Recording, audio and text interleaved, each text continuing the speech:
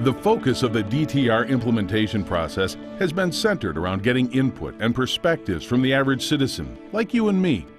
The final product of the process represents the input of a group of 52 people that represent the average citizen and includes landowners, business owners, farmers, public and private land hunters, and others who care deeply about Wisconsin's natural resources. They come from rural backgrounds and the most urban settings. Many of them are members of different conservation organizations at the state, national, and local level. At a starting point of the process, they self-selected their participation into 4 action teams, which were provided with an assignment sheet consisting of recommendations from the DTR. The action teams included the Deer Management Assistance Program, Herd Health CWD, Regulations and Season Structure, and Science and Research. This presentation was assembled with the help of independent facilitators engaged by the Wisconsin DNR to help the team develop implementation proposals for the recommendations made in the Deer Trustee Report. It represents the high points of the decision process. However, there are additional items that were addressed. Additional background material is available on all of the implementation proposals on the Wisconsin DNR website at dnr.wi.gov, keywords Deer Trustee Report. The one thing that all of the action team participants realize and appreciate is that whether admiring deer, the natural landscape, or enjoying the proud tradition of hunting, deer are a valued resource in Wisconsin and to us. Throughout the DTR action team meetings, all of us action team participants have shared our values around tradition and family, history, neighbors and friends, health of the herd, the use of science and research to manage the herd, the cultural significance of deer and deer hunting, and more. In all, we are collectively looking to accomplish several things for the future of deer and deer hunting in Wisconsin. We want to increase dialogue and involvement between DNR, hunters, and landowners, enhance hunting management and research. We want to manage the deer's herd health and its impact on the landscape. There's a need to do what we can to manage and slow the spread of CWD. In addition, all of the action teams focused on putting the fun back into hunting by simplifying the regulations and season structures and preserving and promoting a rich hunting tradition for future generations. Population management, or more specifically, the estimation of the herd size, has been an area of concern and controversy over the last several years, with many hunters seeing fewer deer, and in parts of the north, hunters seeing only 2 or fewer deer during the entire season. In regards to herd health and population estimations, although the SAK model is the backbone of the population estimation system, a portion of the public concern has centered around its use, with many doubting its validity. However, the research and debate by the Science and Research Action Team is finding that despite its limitations, SAK remains the best option until improvements can be made and future metrics can be incorporated. Currently, the model takes into consideration harvest numbers, fawn to doe ratios, yearling buck percent, sex ratios, and unit-specific buck recovery rates. However, assumptions exist within the model that research is showing are changing, so additional metrics in addition to the model need to be considered when estimating the population. With that said, the action team sees the SAK population model as just one of several attributes to consider in making deer management decisions and recommendations. Deer population trends and overall herd mortality rates, deer health, habitat status and the impact of deer on other natural resources, costs and benefits of deer to society, deer hunter perceptions, selectivity, and interests, as well as predation rates, the effects of baiting, and the opening day weather. The Science and Research Action Team has recommended to continue and expand research on predators and their impact on deer populations.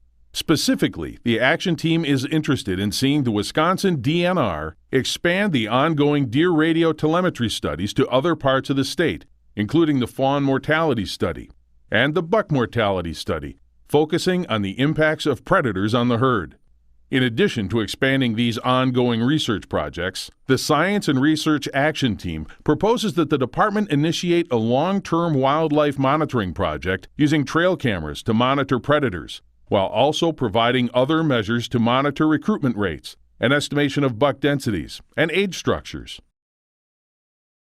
As additional efforts to more clearly understand the local population trends, the Regulations and Season Structure Action Team is proposing that the department hold county-level input meetings in conjunction with the Wisconsin Conservation Congress to incorporate local perspectives and fine-tune the local quota numbers.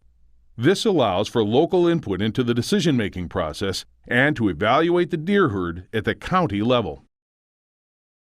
In a similar fashion, the Herd Health CWD Action Team is recommending that herd health management should include scientifically based considerations of the management of healthy habitat, public acceptance and tolerance of herd population levels, whether it's in the forests, on the roads, or in the fields, and control of significant diseases.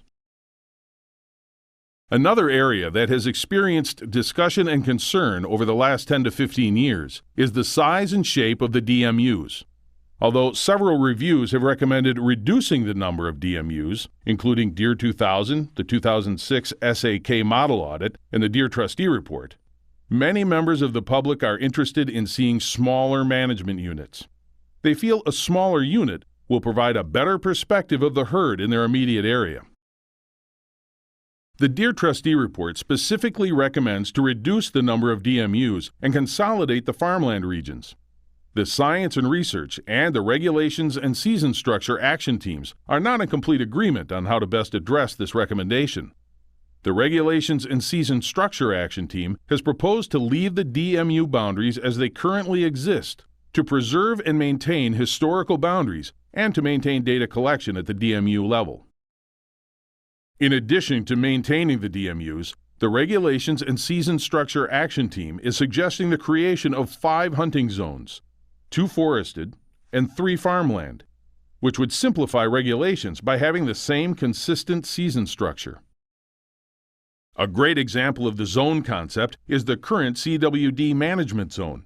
There are DMUs within the CWD zone, but the entire zone follows its own separate, consistent season structure compared to the rest of Wisconsin.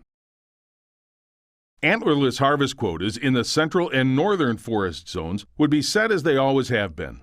The farmland regions, on the other hand, would adopt the DTR recommendation to simplify the regulatory process by setting antlerless harvest goals, harvest regulations, and antlerless permit quotas on a 3 to 5 year cycle. In comparison, the Science and Research Action Team is discussing the pros and cons of combining the DMUs with similar habitats, deer densities, and regulatory structures, or potentially maintaining the current DMU system and boundaries. The Action Team considers it very important to retain historical and future data at the finer DMU scale. By comparison, the Herd Health CWD Action Team is proposing to go away from the DMU boundaries as the method to identify the boundaries of the CWD management zone, but rather is suggesting the use of county boundaries as is used when identifying the existing baiting and feeding ban. Another area that the Regulations and Season Structure Action Team spend considerable time addressing are the deer hunting regulations, with the overall goal of simplifying the seasons and the tagging options. As a general rule of thumb, the public has indicated that the number of tags available makes it confusing when considering which tag can be used where and when. Currently, with the purchase of a gun deer license, hunters are issued a single gun buck tag valid statewide, as well as an antlerless carcass tag for herd control units and for the CWD zone. Also, in the CWD management zone, hunters can also pick up 4 free CWD antlerless carcass tags per day. The Regulations and Season Structure Action Team has recommended that the department eliminate the need for different antlerless carcass tags and create one generic farmland zone antlerless tag. They also recommend that with the purchase of both a gun and/or archery deer license, you will be issued a buck tag that is valid statewide and one generic farmland zone antlerless deer carcass tag. All additional antlerless carcass tags will need to be purchased for $7. In farmland zones, deer populations have been over goal for years. They propose that additional antlerless bonus tags can be purchased to provide ample opportunity to those looking to harvest additional deer. As an incentive to harvest antlerless deer, the Regulations and Season Structure Action Team is recommending a bonus buck policy. Bonus buck regulations allow hunters that harvest and register 2 or more antlerless deer to harvest an additional buck with a single weapon type. In regards to fees, they're recommending a uniform fee of $7 for antlerless bonus tags in support of the DTR suggestion that all deer have value and free or cheap tags devalue the resource. Just as importantly, the Regulations and Season Structure Action Team has suggested that this revenue promotes equality across the state in supporting the Wildlife Damage Program, which aids landowners and farmers whose crops are damaged by deer. Both the Herd Health CWD and the Regulations and Season Structure Action Teams support the concept of an October antlerless season and believe that it should be available as a management tool statewide, however not necessarily used on an annual basis. When considering when and where to offer the season, the proposal suggests, where needed for population management as part of a disease response plan, in locations with higher than acceptable crop damage, and in areas with higher than acceptable car-deer collisions. Although the proposal recommends providing the department the authority to offer an October season, the proposal also encourages the department to cancel the season as needed in response to deer population changes. To resolve the crossbow season issue here in Wisconsin, they recommend a separate license for archery and crossbows. While the team was supportive of a crossbow season, the action team is interested in having the department monitor the harvest rates and adjust the season structure if the harvest rate changes disproportionately. The Regulations and Season Structure Action Team also recommends that the additional disabled crossbow opportunities should be maintained. The team is also suggesting, and the Herd Health CWD Action Team supports, a firm stance to resolve the baiting and feeding issue by recommending a ban statewide. Some citizens have concerns about the role it may play in changing deer behavior and the privatization of deer and public land, along with playing a role in the spread of a number of diseases, including CWD and tuberculosis. The Regulations and Season Structure Action Team agreed that the issue of baiting has divided the hunting community and caused confusion for hunters. Although the public feedback continues to be split on the issue, the results from the DTR public survey indicate that 60% feel baiting should not be allowed by all deer hunters and 52% feel baiting should not be banned. The action team proposes to ban baiting and feeding uniformly across the state. Another area that received attention in the report is the Wisconsin DNR's disease management approach to the discovery of chronic wasting disease, or CWD, in Wisconsin's deer herd. When it comes to disease management, the Herd Health CWD Action Team indicates that chronic wasting disease management requires input from regionally affected stakeholders, must be based on published science, and contain adaptive management. The Herd Health CWD Action Team fully supports limiting the spread, which is the current goal of the WDNR's CWD response plan and recommended in the DTR. In addition, the Herd Health CWD Action Team is also calling for an immediate response and thoughtful consideration of the local situation when discovering newly detected cases of CWD. Specifically, their proposals promote public involvement, allow and encourage on-the-spot harvest of sick deer, enhanced surveillance, significant and sustained herd reduction, and immediate implementation of the current law or policy that prohibits baiting and feeding if it's not already in place. In addition, they also included in their proposal the suggestions to simplify the seasons by returning to the season structure offered statewide in the CWD management zone, increase testing to detect spread and progress of the disease, and expand funding sources to support testing. The final area that received significant attention in the DTR is a program that exists in a growing number of states around the U.S. called the Deer Management Assistance Program, or DMAP for short. Another exciting change to the future of Wisconsin's deer management will be the addition of a new DMAP aimed at increasing communication and building relationships between hunters, landowners, and the DNR. DMAP provides a means for site-specific management of deer, other wildlife, and their habitat. DMAP provides landowners with resources that they can use to improve the quality of the wildlife habitat on their property and more effectively manage the populations that call their properties home. Biologists and foresters will meet with landowners to learn their goals and answer questions they may have, tour their properties, and provide information and recommendations on both habitat management practices and harvest strategies to achieve the landowner's goals. A management plan will be provided to landowners to help guide them through the process.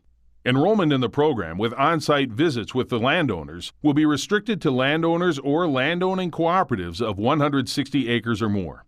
In order to maintain the financial viability of the program, the DMAP Action Team is proposing a $75 three-year fee for the program. Public lands and the hunters who hunt those properties will also be able to benefit from this program. DMAP will establish close working relationships between private landowners, land managers, biologists, foresters, and hunters that will guide management decisions on a more local level. This will help to improve hunting experiences on those properties that many hunters rely on while accomplishing other management goals and objectives. DMAP also provides a database for site-specific management that can also be used to supplement the statewide database. Landowners and hunters not enrolled in DMAP will also have the opportunity to participate in many aspects of this program, including access to a library of wildlife management resources, assistance with the collection of valuable biological data used in monitoring the population status and health of the deer herd, and the ability to participate in annual meetings and field workshops of DMAP cooperators. As a reminder, this presentation does not touch on all the implementation proposals and the discussions that the action teams conducted since they started meeting in March, but rather represents the high points of the decision process. There are additional items that were addressed, and there is additional background material available on all the implementation proposals in the Wisconsin DNR website at dnr.wi.gov. Keywords: Deer Trustee Report. If you're interested in providing a comment on what you have seen, please use the comment link on the website to provide your feedback. Thank you for your time. And thank you again for following the work of the action teams. And we look forward to having you join the discussion in the upcoming months, as public meetings and other venues are open to your ideas and comments regarding the implementation of the Deer Trustee recommendations in Wisconsin.